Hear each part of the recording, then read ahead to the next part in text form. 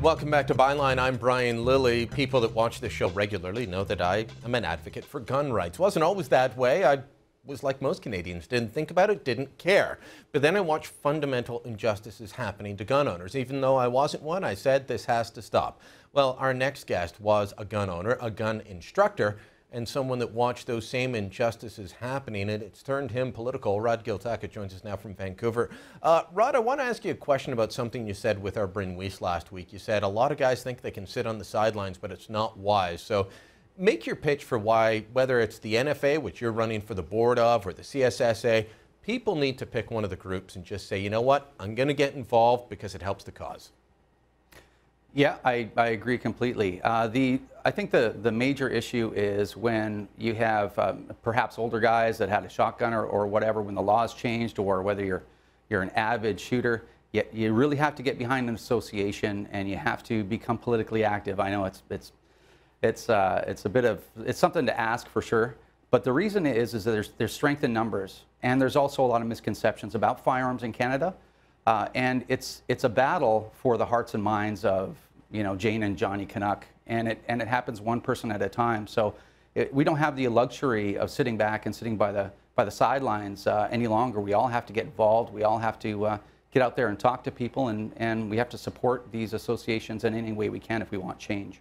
All right, now you've been shooting guns for a long time now. You didn't grow up with guns, but you, as an adult, you learned all about it, and I've been shooting with you. So I know that you're a good shot because you put me to shame at the Ottawa Range Day a little while ago.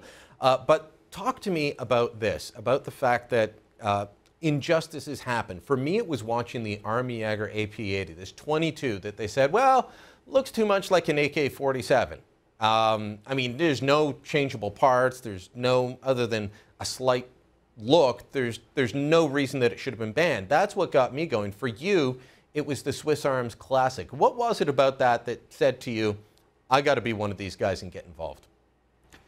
Well, it was absolutely shocking what happened, and I think it's actually, there's a part of this story that gets missed, and the part is as the story goes, the RCMP changed the classification of the Swiss Arms rifles and the CZ858 family of rifles as well. In the under the cover of darkness kind of thing, they didn't tell anyone, and I think that's the biggest part of the story. They told no one. And what that did is it put regular everyday Canadians in grave legal risk because they changed the classification of those firearms to prohibited. And none of us normal folks out there have a prohibited license. And the ramifications are, we take this non-restricted rifle. In my case, I registered it, you know, abided by the law to the letter. We go out to the forest to shoot some cans or what have you, and we get pulled over by the police. It's a mandatory minimum 3-year sentence in prison, mandatory minimum. For a gun that was legal one day, and then the next day is illegal. Well, highly illegal, right? It's not like I'm going to get a fine or they're going to seize my firearm. They're going to put me in prison. You know, they're going to put me in a position where I'd have to, launch a constitutional challenge against the government? You know, I'm just a regular person, right? So really, it was shocking. Yeah, so the NFA has been active on a lot of these fronts, launching court challenges, lobbying, and so on. That's why you decided to get involved with them? Absolutely, and the NFA it's an interesting situation because after the reclassification, we saw a real motivated firearms community in Canada, probably unlike what we've seen in the past ever. And the NFA got a lot larger, a lot quicker, and I think any firearms advocacy group got larger after that because people kind of woke up.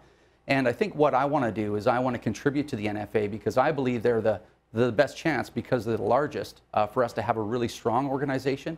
And that's going to make the difference if we want political change. We need a big, well-run, strong organization, and I just want to be a part of it.